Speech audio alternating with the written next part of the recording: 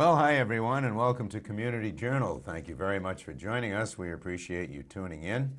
We have an interesting show for you this week, and well, here we are into August. I don't know where the year goes. It's a long month. Boy, oh boy. This summer has flown by. I was really talking has. about that with friends yesterday. Yeah. I mean, all of a sudden we're here in August. Yep, here it is. Yes. And you can really notice now that our sunsets are before 8 o'clock now. That's Yes. true.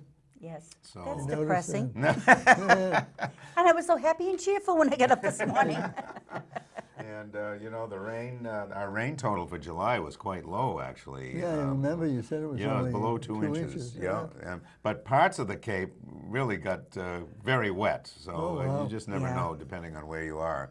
But if you are in the Harwich area, you really need to be careful because it is dry. And again, I will again get on my soapbox about Because it happened again this week. It happened again this week. We saw some very close calls out on the bike trail where there are intersections with vehicular traffic. Please be careful out on that bike trail. If you are a visitor and you are riding on the bike trail, there are stop signs at each intersection, and we do ask that you dismount and walk your bike across, and we don't see many people doing that. And we just don't want to see an accident there. It's so dangerous. Some of those intersections, the sight lines are not good for vehicles coming to to those intersections. No, it isn't. So just be careful out there, folks. So our first spot this week, Paul, you sat down with the Harwich Mariners. Yes, and first thing, the fellow who's the president of the league made him pitch for some more money for the Team? no, for the buildings with the toilets. Oh, okay, right. Yeah. Those were new this year, and I Okay, guess they haven't fully paid them yet. Okay. Oh. And 'Cause that- Steve Englert, when I told him that I couldn't see very well, offered me a job as an umpire. They might have been able to use you this year, Yes, Paul. they said they could, you know.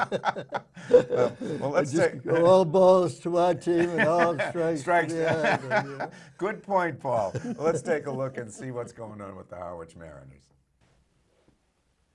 Good morning. Our guest today, Ben Layton, General Manager of the Cape Cod Baseball League, and Steve Englert, Coach at the Harwich Mariners. And we're going to start with you, Steve. What's going on? Well, we're just wrapping up the season here and brought in a bunch of good kids again this year, competed hard, and we had some up and downs throughout the course of the season, but we're finishing strong here down the stretch. Good. And Ben, what's new in the league? Well, with the Mariners, we this year built some restroom facilities for White House Field. I saw those. I thought that was very good. It's a neat little building. It kind of matches the motif of all the other buildings that we have surrounding the field. And it was much needed out there. We had the portable restrooms for many years, and so the guests that come out during the summer and then the high school in the fall and the spring will be able to use the facilities. It was a much needed thing for White House Field. Very good. Yeah. And how was the recruiting this year? Did you have a good team? We had a pretty good team. A lot of our players were in the College World Series. Oh, my. And one of our guys won a national title, which was kind of exciting. Yep, Jonathan India and a few other guys were playing in that series. And, you know, those are the chances you take when you recruit those high-profile schools. And, you know, they'll get into that World Series and they won't get up here until July. But, you know, once they arrived, we really started playing well. And you know, I'm really happy the way that we're finishing the season here strong. That's very good. How's the recruiting? You know, you For go next year? You go for the It never top stops. plans. It never stops. So we're in the works right now for next year's team. Are you going to keep any of the? Are you going to keep? We'll have a few freshmen that are currently on this year's team that we'll bring back next year. One was an all-star, Tyler Baum from North Carolina, right-handed pitcher. We have a left-handed pitcher from East Carolina who had a great season. And who else we have? I can't even remember how all these years add up. ECU pitcher, Yep. Agnos Yep. might come back. Josh Now we have a Smith. couple of of very, very high-profile kids that probably going to be selected for Team USA next year. So you will get them. Well, we're trying to talk them into, going back to school and saying how the enjoyable experience they had up here, and they would like to come back rather than going there. So that's my recruiting process right now. And if that doesn't work? Well, we'll move on. You move on. Yeah, we'll go to the next guy. The next guy. Sure. And and you got quite a few next guys. Yes, yes. You recruit primarily in the South? All over. We have our staples that we go to every year, and then we move from there. We branch out. We go to those guys first because they know the type of player that we want, and the trust factor's there. And over the years we've just had just super quality character kids from those particular programs. So those are obviously the guys we go to first, right? And then we branch out after that, and it varies every single year. Very good. Did you recruit at BC this year? We have one Boston College player, yes. You did? Yeah, John Wachowski. He's a right-handed pitcher. Oh, did he do well? Sure. He had a good summer. Very good. And so you have the recruiting, and now in a bad year, how is it? We don't like to talk about negatives here, Paul. Oh, I know, but it's a fact. How do you it happens. Every year's a crapshoot. You don't know what you're going to get. I mean, you're on paper, in May and June, it looks great. And then all of a sudden, everybody's gone through it. You lose a guy, Team USA, maybe two. You have injuries, guys getting shut down. You got kids not getting here on time. And it happens. It happens. So you keep moving on, you keep punching, and you try to get the kids better and have an enjoyable experience down here. And everybody had an for enjoyable experience today? I hope so. I haven't heard any complaints yet, but they never tell me anything.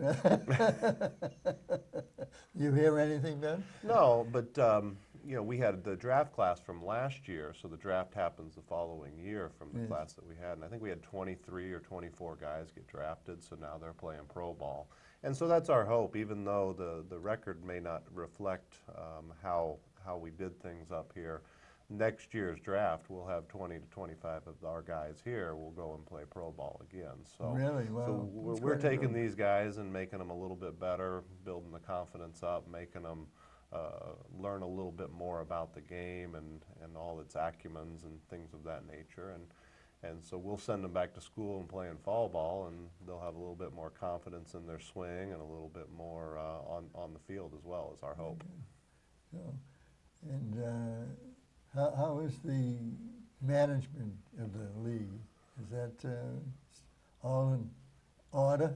Yeah, it is. So we're in our second year with our new president, Chuck Sturdivant. Chuck has kind of taken different projects on, and we've done some new things, some new initiatives with the league, and trying to upgrade the fields, work with our scouts a little bit more.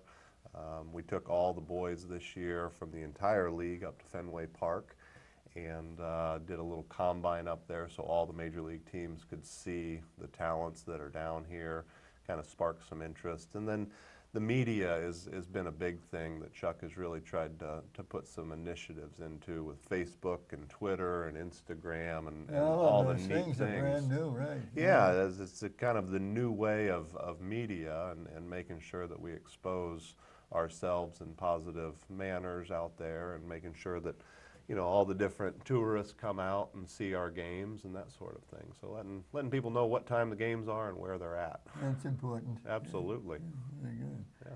Yeah. And you help him with all of these things? No, he's on his own with that. He's on his own with that. I'm just worried about the team. You don't get your voice into that? No.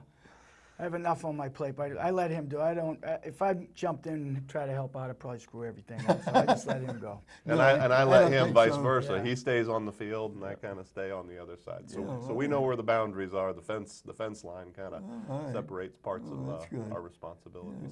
Yeah, very good. So I heard that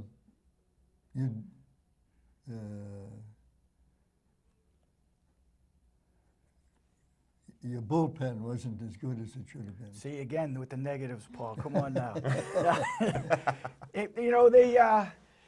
We had some young kids, and a lot of times they come up here and you know, being freshmen, and they get into the spotlight, and they get kind of wrapped up in the league and the caliber of player rather than just going out and competing. But we had some ups and downs, and we made some adjustments. So what we started doing was putting our back end guys in the beginning of the game, and then put our starters so we'd have our best arms at the end of the game. 'Cause I think we lost probably, I don't know. I think if we only played 7 innings, we'd probably be like 27-2.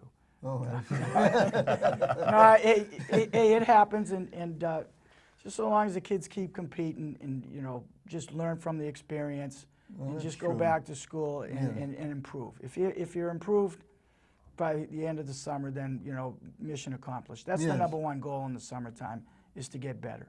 And we try to do that for those kids, and, you know, along with showcasing their talents in front of the Major League Scouts. And I think we did that with every kid on the team. You know, That's right. everyone got the chance to pitch in front of, you know, all the Major League teams. And you know, just try to coach them up every day. And, you know, sometimes you come up on the good side, and sometimes you're. That's my wife calling me. Oh, I forgot to shut my phone off, and I apologize. There we go. Your wife calls you a certain time Yeah, every she's morning? to remind me that I have a TV interview today. Did you tell She's her? a little late.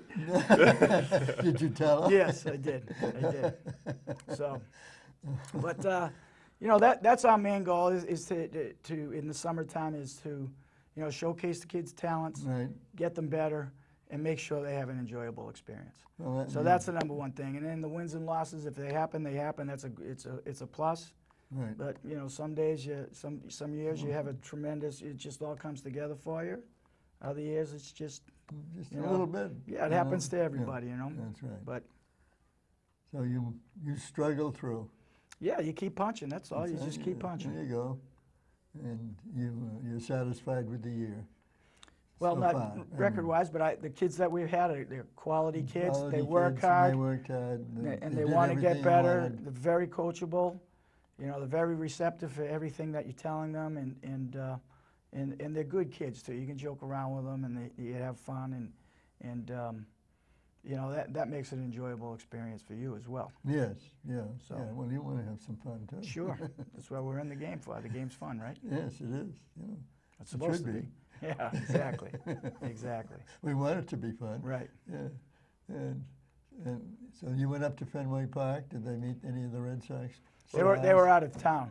Oh, they were out Yeah, of town. so what they do is they have a showcase for the whole entire league. I see. And what they do is, you know, they take batting practice and, you know, ground balls and whatnot, and you know, they do some testing and, you know, a chance to play in Fenway. But unfortunately, this year it rained. Oh, my. So that was kind of a bummer for the kids. That's too bad. Yeah, that's something that those kids always look forward to, and you know, especially the historical Rain park. hard, or did it just rain? a Yeah, little it kind of rained all day, and bit? Oh, wow. So- They That's too still bad. got to hit a little bit. They got Yeah. to go in the cages and see the locker rooms, and Yeah. you know, for some, they've never been out to Fenway, and a lot of them are Southern kids. So Yes. it's kind of to go see one of the big castles that Major League Baseball has, an iconic one such as Fenway, is pretty Right. neat and special for these kids.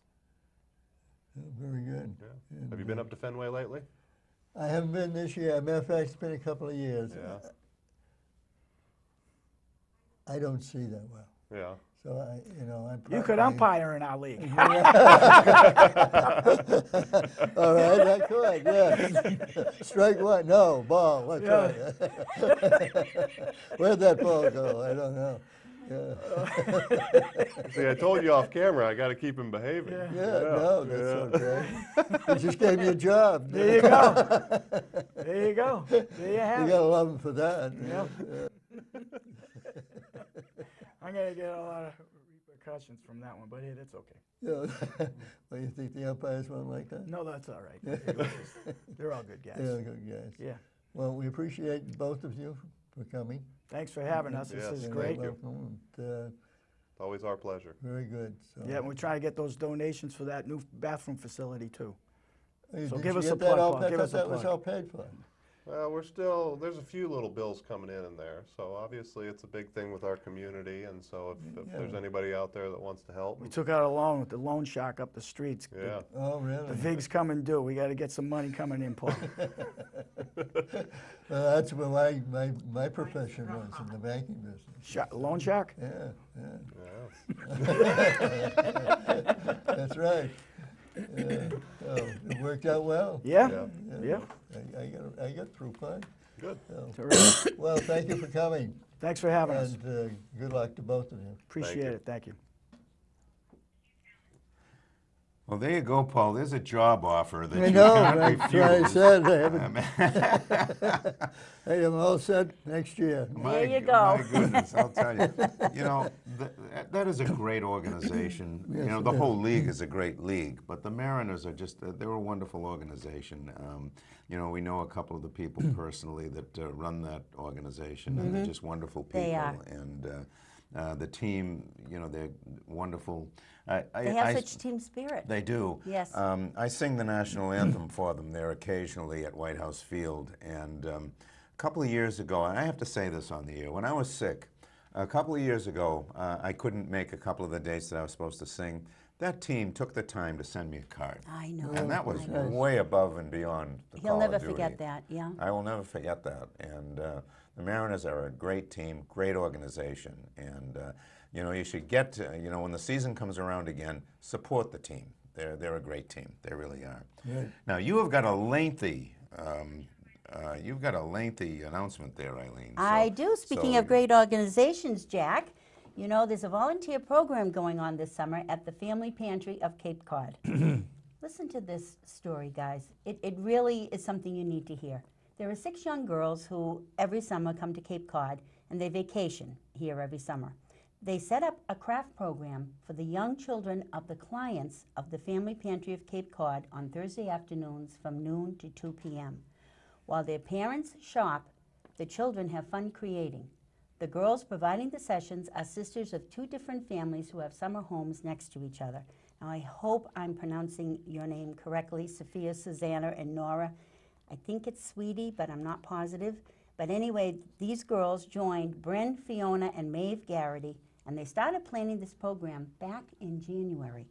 The girls raise money for the craft supplies that they need by selling jewelry they make on Wednesday nights at the Port Summer Nights Music Strolls in Harwich Port. And I'm going to tell you where they sell it so you can support them if you're there and you're able to. They will be in front of the Cape Cod Associates Real Estate Office. They also sell at Wolfie's Bakery in Dennisport on weekends. And they also have a table at the Chatham Art Fair.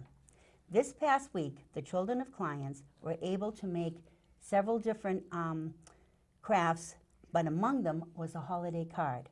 The card is actually a contest that at the end of the summer, one of those cards will be chosen to be reproduced and sold over the holidays at Second Glance, the pantry's thrift shop in West Harwich. All proceeds of the sale of those cards will be donated to the pantry.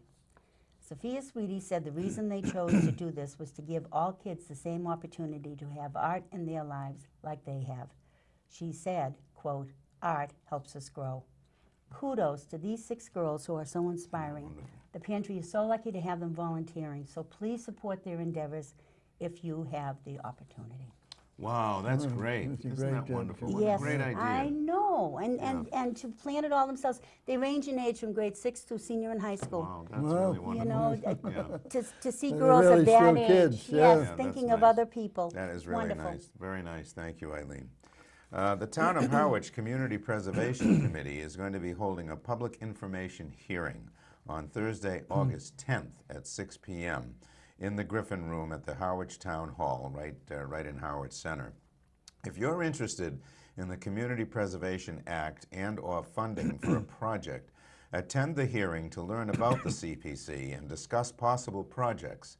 Qualifying projects need to meet the Massachusetts Community Preservation Act and Town of Harwich guidelines, falling under one or more of the categories of open space, community housing, historic preservation, or recreation.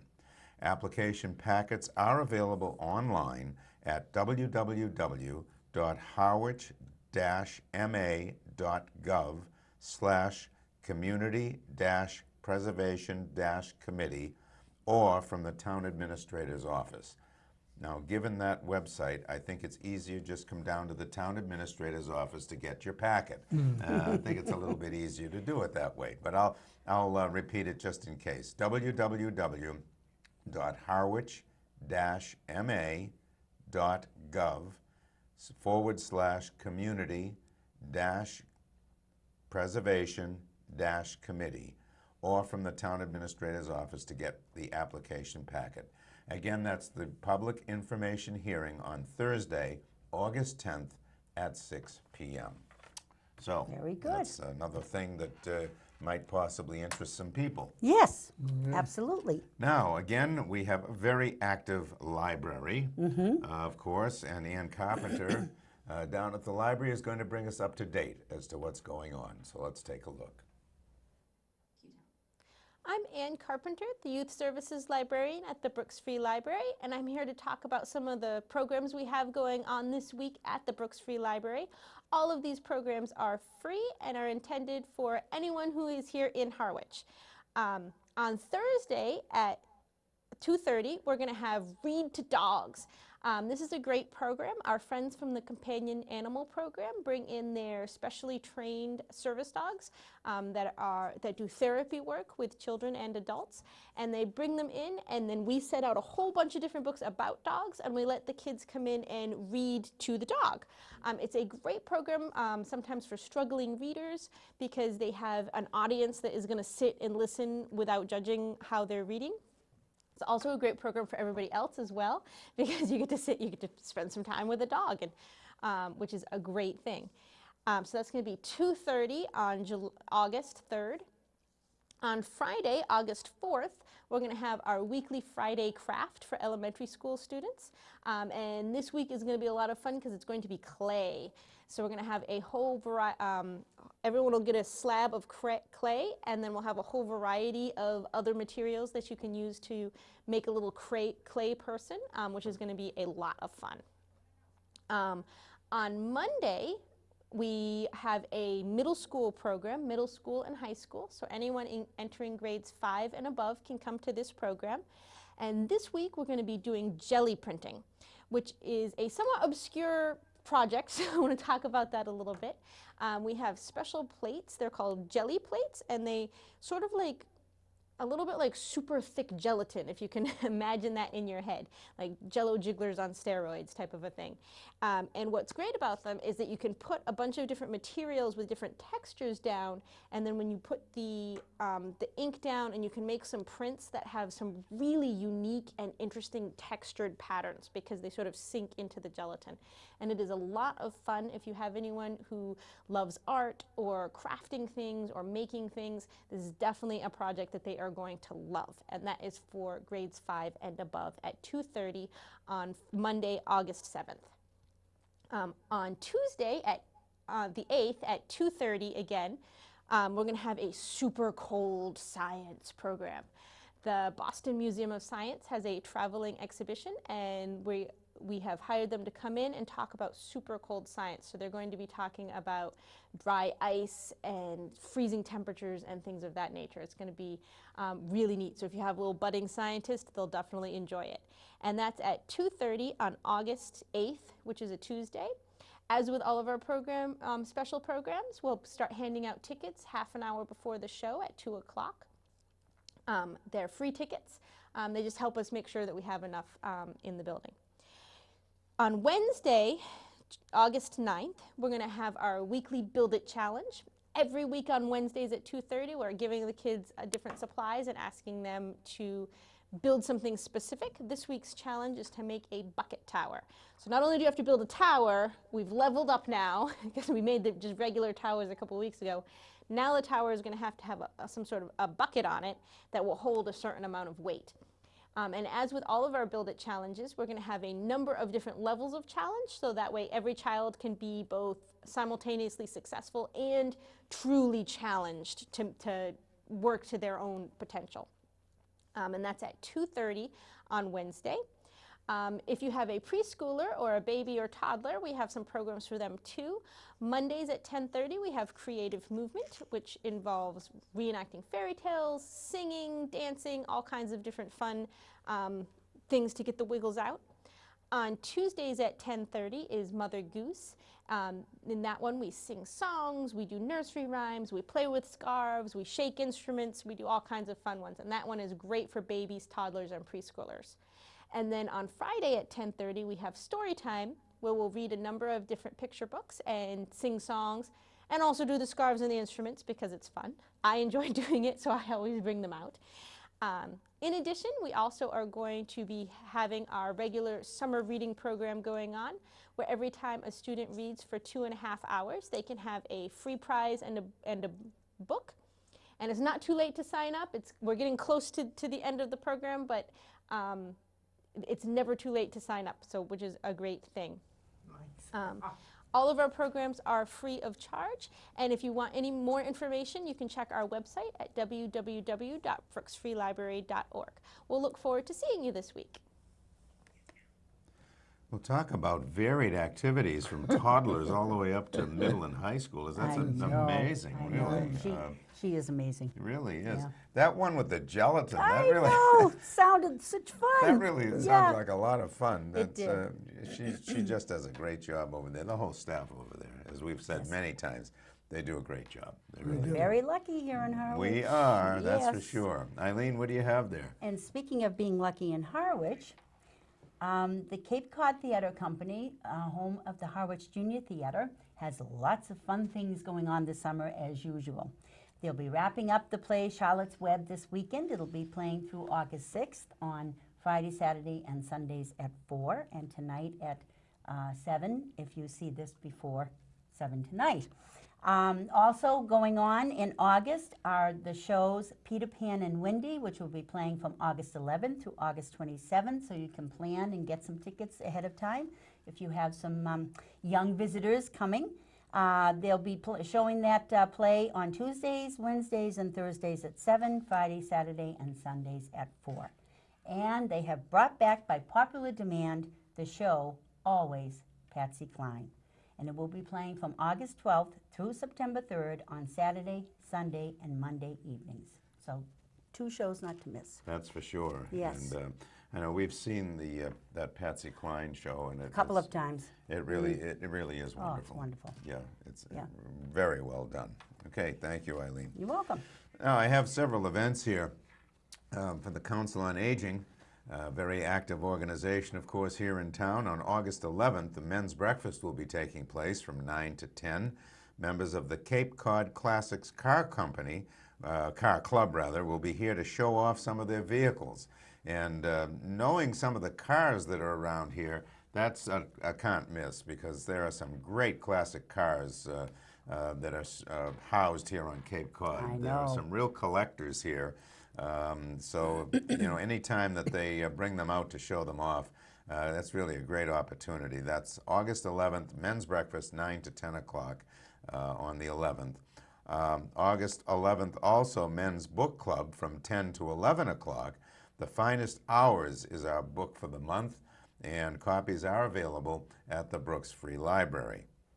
Now, this next one, there's definitely limited seating for this one. On Friday, August 18th, the Pleasant Bay Community Boating has offered an afternoon of sailing on Pleasant Bay to members of the Harwich Council on Aging. The Cranberry coach will leave the community center at approximately noon on the 18th and will be returning later in the afternoon.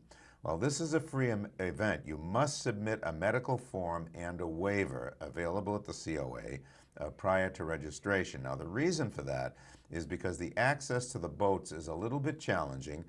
You'll have to be able to walk down a ramp that's about 140 feet long, and it pitches down to a floating platform. And once you negotiate that, you're in for a very fun excursion. To register for this, you must call 430-7550 by August 14th.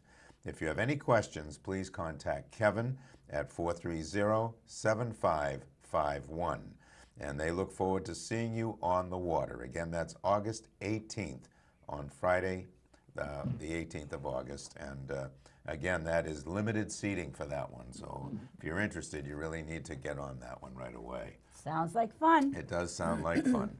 And finally, our last spot for the day is an update with the water department with Dinah, and she's going to be sitting down with Dan Pelletier and Wellesley Marsh. So let's take a look at that right now.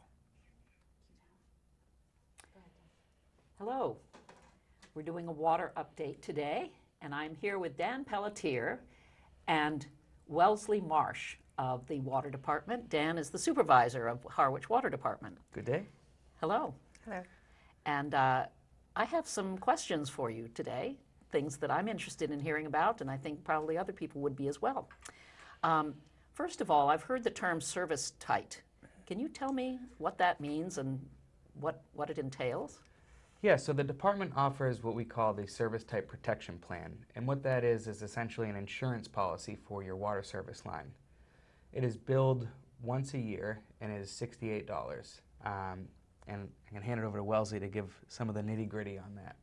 Yeah, we've had the service in place, or the plan in place, for a few years now, and it's, like Dan said, $68 a year, and it covers your water service from the curb stop out by the road all the way to the meter in your property or in a meter pit if you have that. And basically, if you have an emergency break, we would come out and we would repair or replace that all under the $68. And what a lot of our residents don't realize is that they own their service. So if an emergency does happen, then it could potentially be upwards of a few $1,000s. So this plan really does offer a great, option to have that protection in place just in case something does happen. Sounds like a very good option. And would you say most residents take advantage of this, or is it something that isn't well known yet and you're hoping to get the word out about it? We are always trying to advertise the additional services that we offer. I would say it's a small percentage of the service connections that are actually enrolled in the program. So we try to advertise whenever we can get in front of a camera. So. Well, it's very good. I didn't know about it. I'm a resident of Harwich, and I didn't know about it, so this is news to me and very good to know. Yeah, there are other things to note, and there's a brochure that's available on our webpage. There is a 90-day waiting period. Yes, and on the back of every water bill is the registration form and the details about what it covers and a few other things that you'd like to know about the service. I see. All the Okay. details. So lots more details can Yes. be obtained if you're interested. Absolutely. And going on the website, which we will be sure to let people know about. I think actually it's up on the screen right now, the website. So that's a useful thing to get all of this information further. Now, also about the reverse 911 system. What is that? So the department houses the reverse 911 system for the town, and that is used for letting the residents know if there's a water main break, if there's an emergency in town, or anything any other department would need to get out in a sense of urgency. So we house that, and we have an enrollment form on our webpage as well, which the residents can go to and fill out so that they'll be put in the database. I see. So one has to register for that in order to be able to be on it and to be informed if there's going to be a concern having to do with water, or if you're expecting a storm or something like that, it might be something you'd be wanting to communicate about. Absolutely, and there have been many times that we've actually had to use it, whether it be like a weather event or a main break or something that maybe the police department has to get a message out very quickly to all the residents in certain parts of the town or for the whole town. We're able to fire up a call really quickly to inform the residents. And when we do receive phone calls and registrations for the system, it's so important for our residents to supply us with a really good phone number that they can be reached at. So whether it be a cell phone, which is ideal because not a lot of our residents live here year-round. So just to provide us with a primary number so that they can be reached. And if they can't go onto our website, the forms are also available around town. At Brooks Library, here at the Community Center, Town Hall, and at our department as well. And we try to do a good job at only calling the residents that would be affected by whatever may be happening. So we have the ability to isolate specific locations within the town. That's very useful, and sometimes people don't like to get their names on lists because they're afraid they'll get a lot of unwanted calls, but Right. that's good to know that you're quite specific, target specific. Correct. Good. Yes. Well, that sounds like a great program too. Now, I know you talk about seasonal turn-ons and turn-offs. Can you explain what your part in that is? Yeah, so we, as everybody knows, the Harwich is a very big tourist community. A lot of these homes are second homes. So we offer a service that's billed $50 twice a year, and that has the water department come out and they will remove the water meter from the house and drain the water service line. So in the winter, if someone's closing their house up, they will call us. It's traditionally a 2-week window that they provide us with, and we will go out, remove the meter, drain the service line so that there isn't any possibility of the service or the meter freezing in the winter. I see. And is there a continual charge through the year, or does that mean that once the meter is removed, there is no charge during the winter? How does that work for water? Is there still a charge for that? So the service itself is just billed separately. So we bill for the turn on, and then we bill for the turn off. But we're still in operation year round. So right now what we do is we bill a base rate, and our residents just pay that. And at the moment we're just doing twice a year billing. But that might change. But for right now, residents still do get billed the base rate and then any usage they might have. But for the service, yes, we would just charge for the turn on and turn off.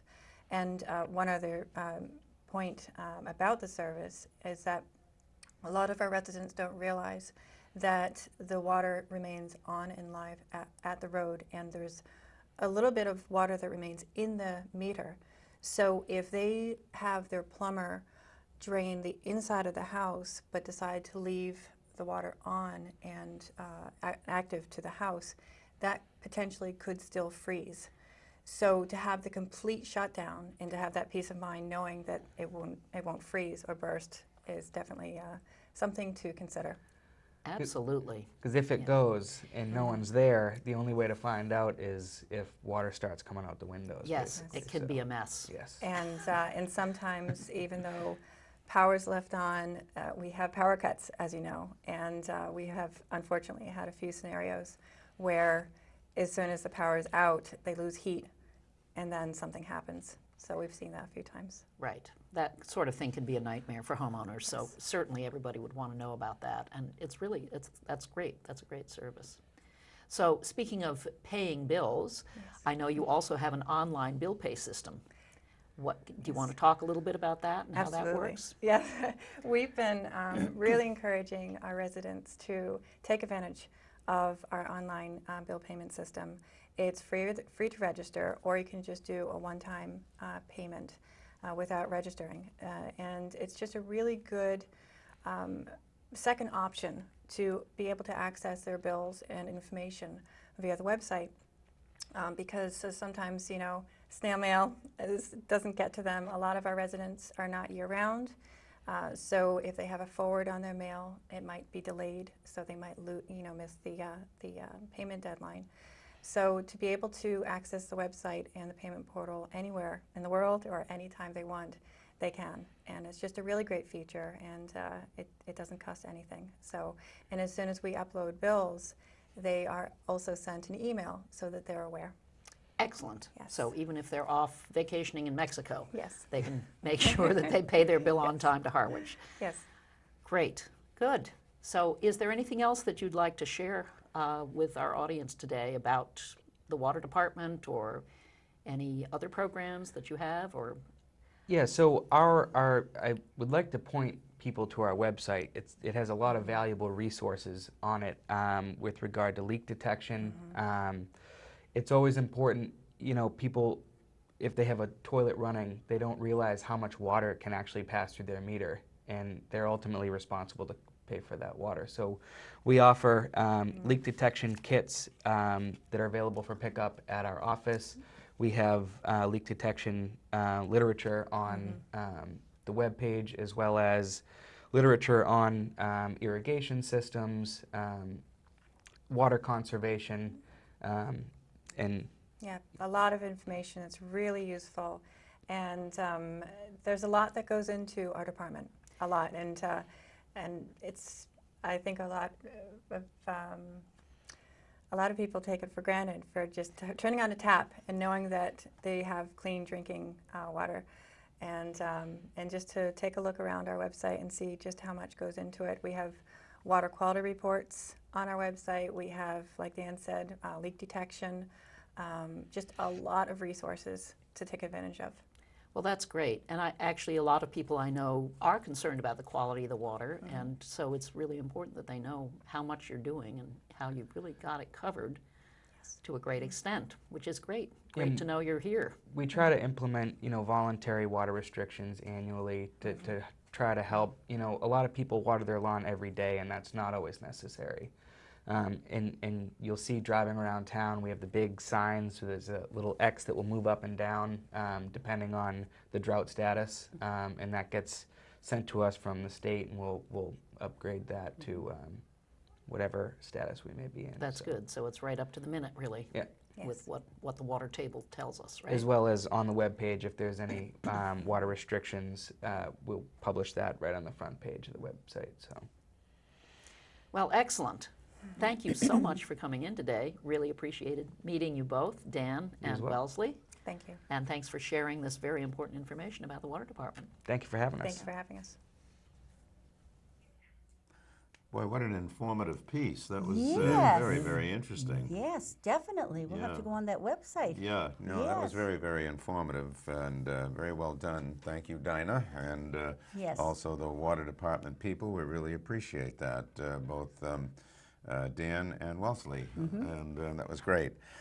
We've got one more announcement for you here. The 9th Annual Authors Literary Tea at the Wequassett Resort on Pleasant Bay. It's going to be hosted by the Chase and Harwich Port Libraries. Those two little libraries are coming together to present a very wonderful evening on Thursday. Mark your calendar. This is pretty far in advance, but mark your calendar now. Thursday, September 28th, 2017, actually in the afternoon, 1:30, $55 per person. This is a tea that is plated and served. There will be author presentations, a book sale, and a signing. Anne LeClaire and Lauren Wolk will be there, two authors, so that sounds very, very nice. This is a major fundraiser for both the Chase and the Harwich Port Library. There'll also be a raffle. Again, that's going to be on September 28th at 1:30. A plated and served tea, $55 per person at the beautiful Wequassett Resort on Pleasant Bay. Very good. Sounds like a very Sounds nice like fun. afternoon. Yes, it does. On a fall afternoon, that couldn't be a better place to be. That's right. And of course, here in Harwich, you can't be in a better place, and it's been our pleasure to be with you. Thank you so much for joining us. And please take advantage of everything we've told you about. And please do it safely. There you go. Take care, everybody. Bye-bye Bye-bye. for Bye now. now.